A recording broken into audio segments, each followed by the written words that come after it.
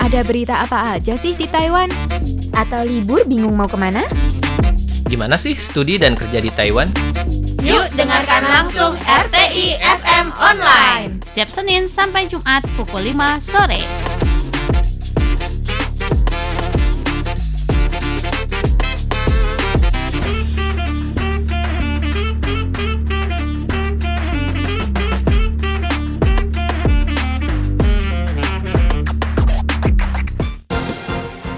Teman-teman RTI FM Online semuanya, apa kabar nih kalian yang di sana? Semoga selalu sehat walafiat dan jangan lupa tetap semangat serta bahagia.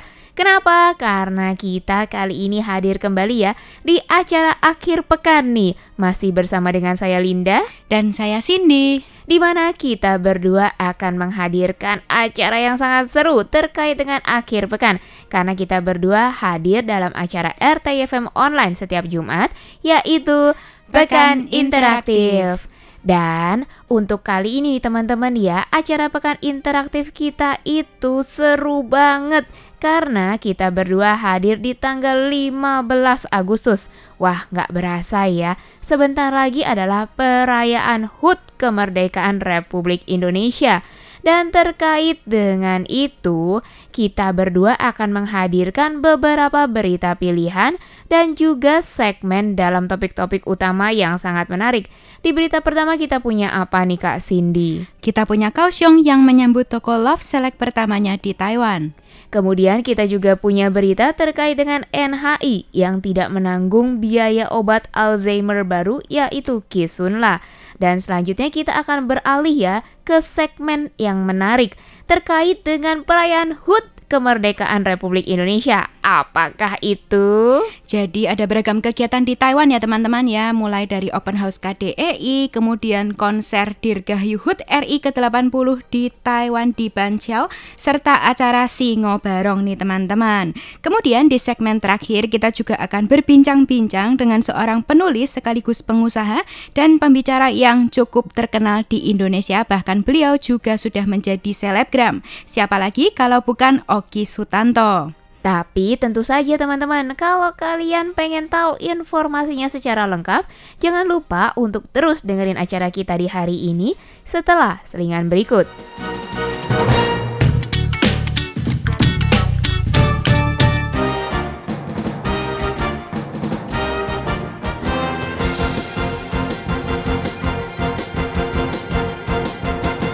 Seven-Eleven Taiwan telah mengumumkan kemitraan dengan peritel barang gaya hidup populer Jepang yaitu Love untuk membuka toko hibrida Love Select pertama di Taiwan, tepatnya di Dream Mall Kaohsiung.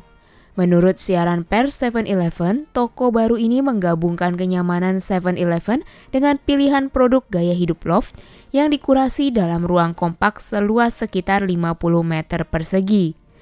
Pembeli dapat melihat hampir 2.000 produk, termasuk produk-produk kecantikan dan perawatan kulit, aksesori, alat tulis, barang gaya hidup, barang koleksi karakter populer, dan kebutuhan sehari-hari. Demikian menurut siaran pers 7-Eleven. Love Select menyasar konsumen di pusat perbelanjaan yang berada di distrik selatan Kaohsiung yang ramai. Toko ini bertujuan untuk menarik basis pelanggan yang beragam, mulai dari Gen Z, milenial, profesional muda, dan juga keluarga kecil. Penawaran produk dan tampilan toko akan diperbarui secara berkala agar pilihan produk tetap segar. Agar lebih sesuai dengan preferensi konsumen lokal, rangkaian produk juga mencakup barang-barang yang dirancang khusus untuk penggunaan sehari-hari di Taiwan. Desain toko menampilkan warna kuning cerah khas Love, menciptakan suasana yang energik. Bagian produk gaya hidup terletak di samping area minimarket, yang secara mencolok menampilkan maskot 7-Eleven Open Sun. Kolaborasi ini memperkenalkan beberapa produk Jepang ke pasar Taiwan untuk pertama kalinya. Antara lain ornamen rakun duduk mini yaitu Tanu-Tanu, seri rupa wangi Kousaido, dan perhiasan dari Mignon de Bizot. Toko ini juga menyediakan barang-barang dari ilustrator Jepang ternama dan koleksi stiker karakter seperti Bonbon Dropsil karya Cilia dan Esther Bunny.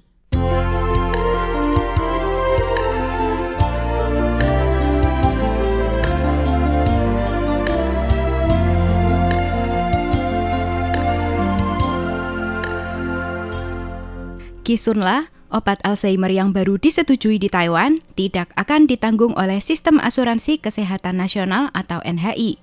Sementara pertanggungan untuk Leqembi, pengobatan Alzheimer lain yang disetujui tahun ini, masih dalam peninjauan. Demikianlah pernyataan dari seorang pejabat yang mengawasi sistem NHI baru-baru ini. Menurut Direktur Jenderal Administrasi Asuransi Kesehatan Nasional, Ses Chung Liang, dalam sebuah sidang legislatif, Kisunla telah ditinjau oleh panel ahli yang menyimpulkan bahwa meskipun obat tersebut telah menyelesaikan uji klinis fase 3, periode tindak lanjut bagi pengguna terlalu singkat dan manfaat jangka panjangnya masih belum jelas. Syekh mengutarakan, mengingat tingginya biaya obat tersebut dan referensi ke Badan Teknologi Kesehatan di Inggris, Australia, dan Kanada, maka tidak ada yang merekomendasikannya untuk ditanggung oleh asuransi kesehatan publik, sehingga panel memutuskan untuk tidak merekomendasikannya untuk dimasukkan ke dalam sistem NHI. Mengenai Leqembi, Syekh mengatakan permohonannya untuk mendapatkan perlindungan NHI telah diajukan bulan lalu dan saat ini sedang ditinjau. Obat ini akan menjalani penilaian teknologi kesehatan atau HTA selama 45 hari sebelum ditinjau oleh panel ahli dengan keputusan yang diperkirakan akan keluar awal tahun depan. Dikembangkan bersama oleh Eisai di Jepang, Biogen di Amerika Serikat, dan BioArctic di Swedia, Leqembi telah disetujui oleh Badan Pengawas Obat dan Makanan Amerika Serikat atau FDA pada Juli 2023, sementara Kisunla yang dikembangkan oleh perusahaan farmasi Amerika Serikat Eli Lilly telah mendapatkan lampu hijau pada Juli tahun lalu.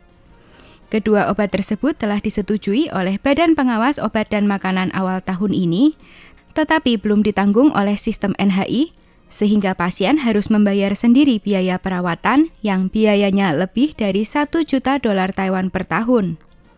Diperkirakan 350.000 orang di Taiwan menderita beberapa bentuk demensia, 60 hingga 70% diantaranya menderita penyakit Alzheimer, kata Yan Sui-hing, selaku Direktur Pusat Demensia Rumah Sakit Far Eastern Memorial.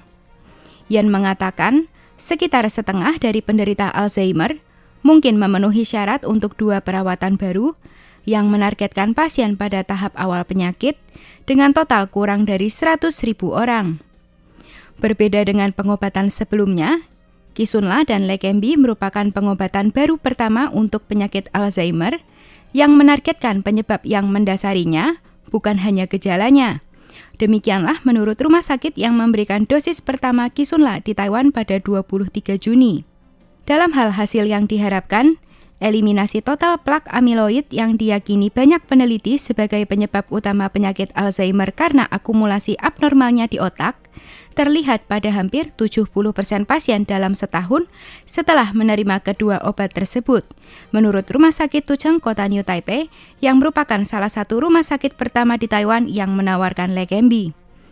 Leqembi berpotensi memperlambat perkembangan penyakit Alzheimer sebesar 27 hingga 51%, sementara pasien yang menerima Kisunla dapat mengalami penurunan perkembangan penyakit sebesar 29 hingga 36%, tambah Rumah Sakit Tucheng.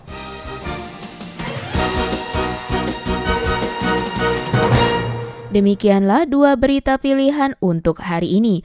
Selanjutnya kita akan beralih ke segmen utama terkait dengan topik-topik yang sangat menarik, yaitu perayaan HUT RI di Taiwan dan juga wawancara dengan Oki Sutanto. 无限的爱向全世界传开，永恒的关怀来自台湾之音 RTI。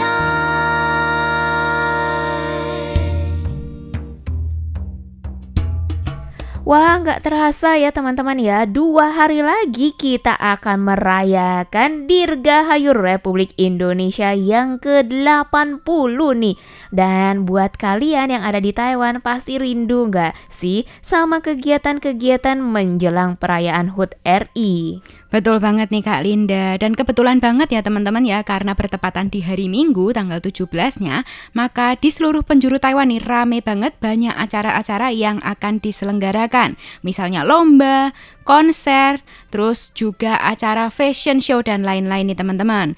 Tapi untuk pertama-tama kita akan menyebutkan ya suatu acara yang diselenggarakan di KDEI Taipei, yaitu acara upacara serta open house yang biasanya dilaksanakan di pagi hari. Jadi teman-teman bisa kepoin langsung nih Facebooknya KDEI Taipei untuk lebih detailnya.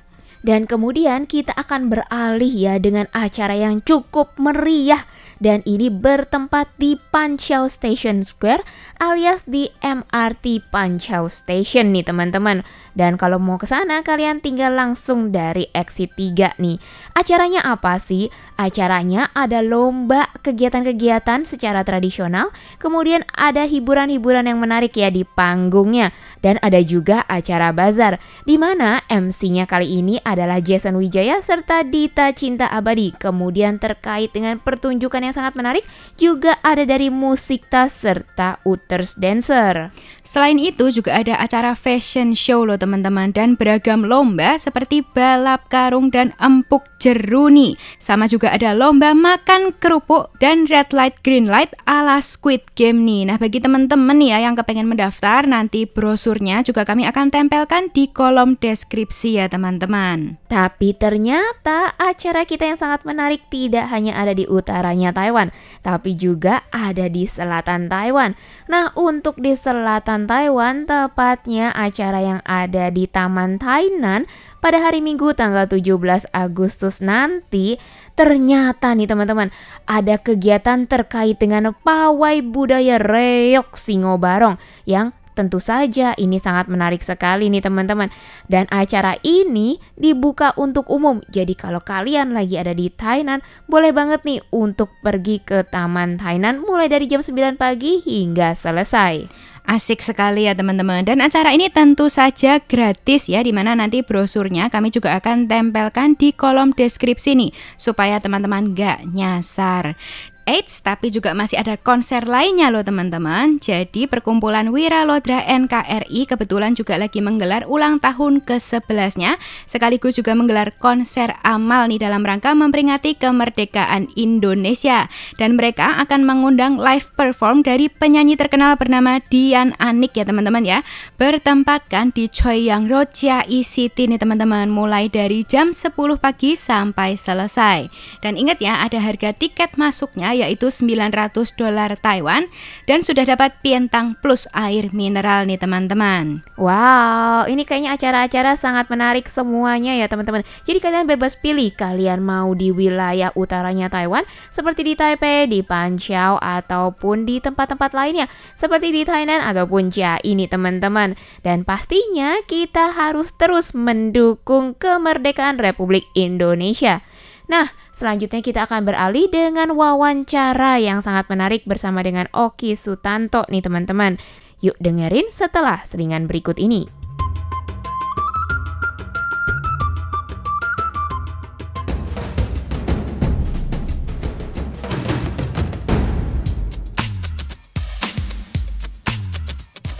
Halo teman-teman RTI FM online semuanya. Apa kabar nih kalian? Dan kali ini kita di segmen wawancara ya menghadirkan seorang penulis sebenarnya, tapi dia itu juga aktif di media sosial. Jadi bolehlah kita sebut sebagai selebgram atau enggak juga influencer, karena pengikutnya alias followernya juga udah lumayan banyak nih. Mungkin kita boleh aja langsung perkenalan. Halo sobat RTI FM semua, salam kenal. Aku Oki Sutanto. Hari ini diundang sama Kak Linda kesini untuk ngobrol-ngobrol. Aku sebenarnya adalah seorang penulis yang suka berbagi pemikirannya lewat tulisan, kadang juga lewat kelas-kelas mengajar, kadang lewat media massa, kadang lewat media sosial. Intinya aku memang suka ngoceh dan suka berbagi aja sih orangnya. Wah lumayan banget nih ya. Tapi kita mungkin mau ngobrol dulu sama kegiatannya Kak Oki Sutanto yang paling awal. Oke. Dimana kan Kak Oki sendiri kan merupakan lulusan psikologi ya. Terus akhirnya bisa membuahkan sebuah hasil karya secara komersial untuk pertama kalinya dengan buku yang berjudul How to Be Interesting. Oke, Nah, iya. itu bikinnya bareng sama beberapa kawan ya. Ya betul, kawan-kawan pas dulu kuliah psikologi. Oke, dan kemudian boleh nggak sih cerita sedikit mengenai buku tersebut? Boleh dong, boleh banget. Apa isinya? Nah, jadi awalnya pas pandemi itu aku sama beberapa teman bikin, sebenarnya dari sebelum pandemi, bikin sebuah inisiatif. Itu untuk membantu teman-teman yang jomblo untuk menemukan jodoh. Nah, kita bikin acara-acara offline dan juga online untuk mempertemukan. Kita bikin kelas-kelas supaya mereka bisa upgrade diri, teman-teman yang jomblo ini. Karena salah satu temanku itu adalah seorang psikolog khusus relasi. Jadi memang dia punya concern di bidang relationship. Nah, di situ kita bikin banyak acara, kita bikin banyak edukasi, lalu kita sadar salah satu hal yang perlu banget buat dibenahi untuk para sobat jomblo itu adalah bagaimana cara mereka membuat diri mereka menarik. Ternyata itunya yang kurang, karena kadang mereka entah terlalu membosankan, mereka nggak tahu cara ngejual dirinya tuh gimana, dan ketika kita kenalin, kita pertemukan dengan sesama jomblo lain, mereka juga jadinya nggak bisa engage dengan conversation yang menarik juga. Maka kita pikir gimana ya caranya supaya ngebantu teman-teman jomblo ini. Akhirnya yaudah deh kita bikin buku aja nih, How to Be Interesting. Jadi lewat riset, lewat bahan bacaan kita, lewat pengalaman teman-teman kita ngebantu klien-kliennya juga, kita intisarikan lah itu gimana sih cara ngejual diri, gimana sih cara bertemu dengan lawan jenis tapi bisa give lasting impression gitu loh. Jadi ide awalnya di situ, meskipun pada perjalanannya kita ngobrol dengan penerbit, ada ide untuk membuat gimana kalau ini dibuat lebih general, nggak cuma buat orang jomblo aja.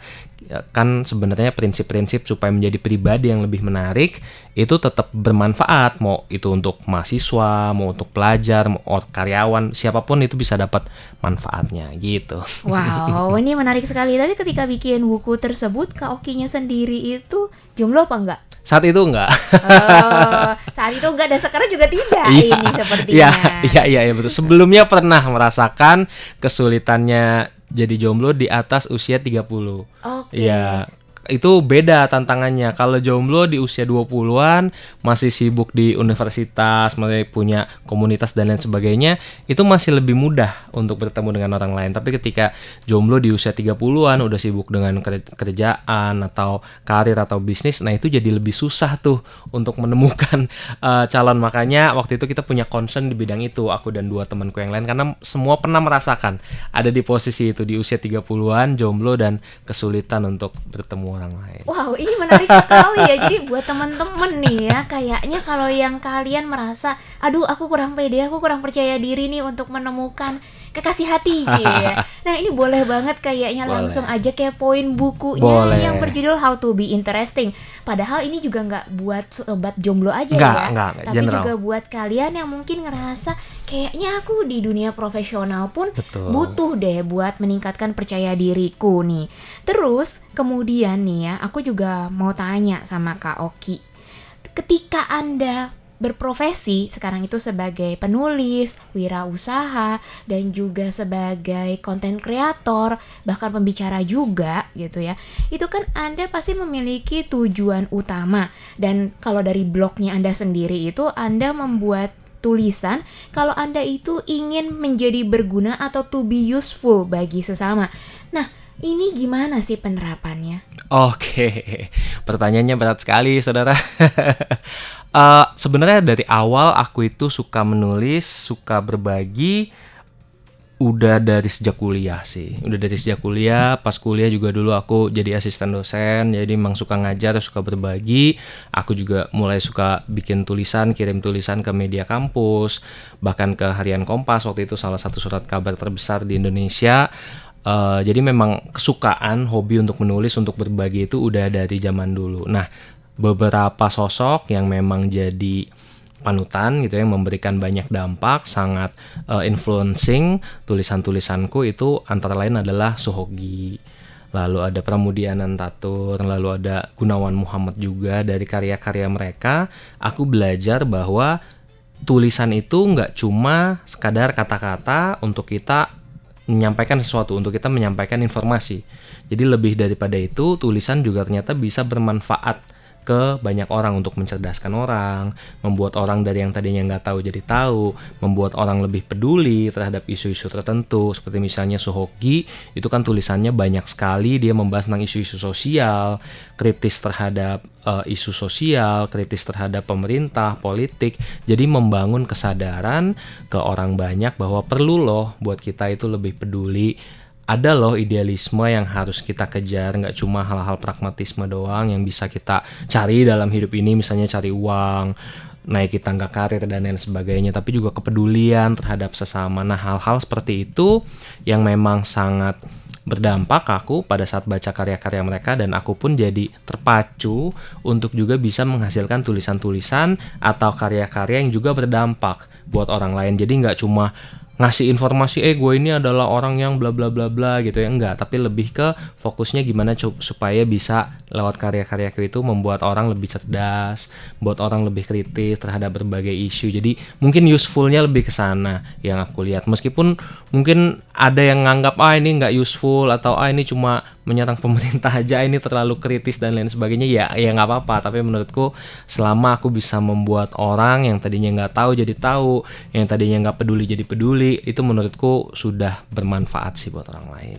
Jadi oleh karena itu Kak Oki sendiri itu rajin ya untuk membuat berbagai tulisan. Bahkan ada tulisan yang mingguan nih kalau aku perhatikan. Iya betul. Nah, tapi kamu itu kan juga beberapa kali gitu, atau sering bahkan ya, menuangkan tulisan kamu itu dalam beberapa media online dan juga dalam media sosial kamu sendiri. Tapi kemudian aku juga memperhatikan kalau Kak Oki ini juga ada membatasi beberapa konten secara eksklusif, alias harus subscribe gitu atau enggak langganan. Nah, padahal tadi udah ngomong nih, semua orang boleh untuk melihatnya. Boleh dong. Tapi kemudian kenapa ada yang dibatasin alias harus subscribe? Oke.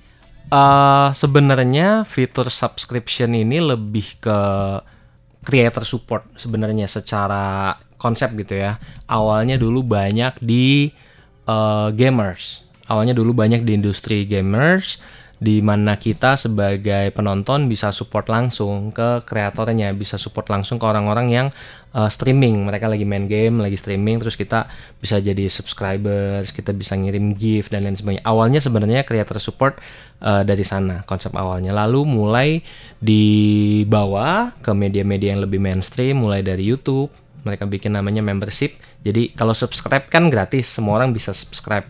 Tapi YouTube mulai bikin membership, YouTube membership, di mana orang bisa mendukung si kreatornya ini supaya bisa lebih baik lagi dalam berkarya lewat dukungan finansial secara langsung gitu. Nah, ini sebenarnya changing the landscape ya ke dunia kreator konten gitu ya. Karena sebelumnya kreator konten ini tidak atau terlalu dependen terhadap endorse, terlalu dependen terhadap ada yang lagi mau ngiklan atau enggak. Jadinya kan itu menyulitkan juga ya, khususnya untuk kreator konten yang mungkin belum sampai di level mega influencers yang sudah di atas 1 juta followers gitu ya. Nah, ini dengan adanya fitur-fitur seperti ini itu memungkinkan kreator-kreator yang belum mencapai level itu tapi memiliki pendukung yang memang loyal, yang memang hardcore gitu ya, untuk tetap support dan bisa menghasilkan karya yang lebih baik lagi. Mungkin kalau di luar negeri ada yang namanya OnlyFans ya, meskipun secara perkembangan jadinya lebih banyak konten-konten yang mungkin 17 tahun ke atas gitu ya, konten-konten dewasa. Tapi ada juga yang kayak Patreon, kalau di Indonesia ada Karya Karsa dan lain sebagainya. Intinya di mana kita sebagai penikmat, kita sebagai audiens bisa mendukung langsung kreator dalam berkarya. Nah, itu juga ketika akhir tahun lalu Instagram mulai bikin fitur subscription. Aku pun mencoba untuk mikir gimana ya bikin gimana cara supaya mendayagunakan si fitur ini supaya bisa terjadi komunikasi dua arah yang lebih baik. Audiensku bisa support dan aku pun bisa mendapatkan support itu untuk menghasilkan karya-karya yang lebih baik lagi. Jadi lebih ke eksperimen sih sebenarnya kalau aku, karena aku juga kan suka ngajar. Aku kadang ngajar ada namanya Rehab BNN, yaitu bootcamp nulis dan konten, di mana murid-muridnya atau orang yang ikut itu kebanyakan adalah kreator konten atau orang-orang yang lagi belajar ingin nulis. Nah, di sini aku ingin bereksperimen dan juga membuktikan gitu ke mereka bahwa kita nggak harus bergantung kepada iklan aja loh, kita nggak harus bergantung kepada endorsean aja loh. Selama konten kita memang ada manfaatnya, ada orang-orang yang menganggap itu useful, ada orang-orang yang relate dengan itu, kita tetap bisa hidup dari sana. Lebih ke sana sih, jadi aku bereksperimen supaya ketika aku ngajar, aku bisa ngasih real life experience yang udah aku lakukan gitu, dibandingkan cuma teorinya doang, tapi aku udah ngejalanin, aku udah ngebuktiin nih jalannya tuh seperti ini, peta jalannya, ini yang bisa dilakukan, what works and what doesn't work gitu ya. Nah, itu yang bisa aku bagikan lagi ke mereka gitu sih. Wow, ini sangat menarik ya ternyata ya teman-teman ya, buat kalian semua yang emang mungkin sekarang itu kan anak-anak sekarang ya, Gen Z atau mulai Gen Alpha, itu mulai lebih banyak bereksperimen dengan yang namanya media sosial tersebut. Dan kemudian Kak Oki, aku juga mau tanya, terkait dengan apa yang Anda lakukan saat ini, apa sih harapan ke depannya? Oke.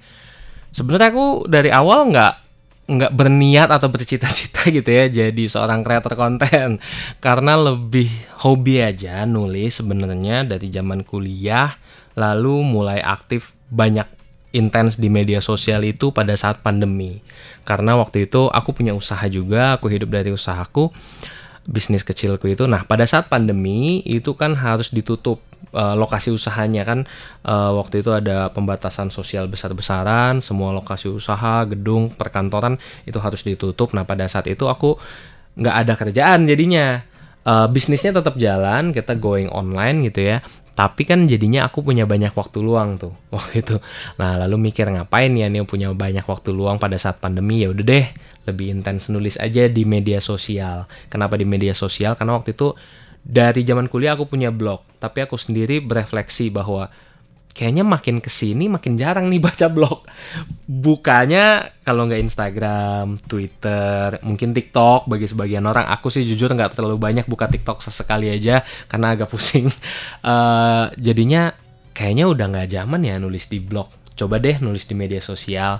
Pada waktu itu di Twitter dan Instagram, dan aku coba rutinkan, intenskan nulis di sana, dan ternyata banyak yang merasa relate, banyak yang merasa terbantu, banyak yang finding it useful lah tulisan-tulisan aku, konten-konten aku, dan ya udah aku juga jadi merasa tervalidasi nih, ternyata apa yang gue lakukan bisa bermanfaat buat orang lain. Jadi kalau ditanya end game-nya apa atau tujuan akhirnya apa, ya kembali ke yang tadi tuh, selama bisa bermanfaat buat orang lain, selama bisa membantu orang lain, ya udah tujuanku lebih ke sana aja. Jadi ini bukan satu-satunya profesi atau aku going all in gitu ya di dunia kreator konten ini, enggak juga. Aku tetap punya usaha lain, aku juga tetap mengajar, tapi kadangkala ini jadi saling mensubsidi. Jadi saling support gitu ya. Ketika aku makin besar di media sosial gitu ya, makin banyak followersnya, ternyata itu secara tidak langsung berdampak juga ke bisnisku di dunia nyata, di dunia offline. Padahal aku jarang banget promote bisnisku sendiri gitu ya. Itu paling nggak nyampe sebulan sekali aku ngomongin bahwa aku tuh punya bisnis ini gitu ya. Tapi ada aja followers yang akhirnya percaya, kalau gue butuh ini, gue nyari lo aja deh gitu. Karena mungkin nggak tahu ya, mungkin udah trust karena sering ngelihat muka aku, sering ngelihat konten aku gitu ya di Instagram, atau justru dari media sosial, orang suka baca konten aku, orang suka ngelihat pemikiran aku di sana, tiba-tiba aku diundang untuk bisa gak ngajar di perusahaanku untuk topik ini, bisa gak ngajar di kampus ini untuk topik ini, kadang sebagai pembicara di salah satu kelas aja, kadang untuk studium general ya atau kuliah umumnya, hal-hal seperti itu yang bikin jadi bisa salah satu revenue stream juga ya ternyata dari situ. Padahal dari awal aku nggak niatin ke sana, tapi ya sekarang try to juggle between all the roles aja sih jadinya. Oh, tapi bisa manage waktu atau atur waktu nih? Kadang keteteran, kadang kesulitan, apalagi sejak tahun lalu punya anak juga gitu ya. Jadi banyak waktu yang memang harus aku luangkan untuk ngurus anak, untuk menghabiskan waktu sama keluarga. Jadi kadang keteteran, but so far masih bisa di manage. Oke, jadi lumayan banget nih ya teman-teman ya. Tapi kegiatannya dia ternyata banyak loh, nggak menyangka juga kita. Nah, selanjutnya mungkin banyak yang bertanya-tanya nih. Loh, kok Kak Oki bisa ada di studio Radio Taiwan Internasional? Nah, jawabannya ada di pekan mendatang.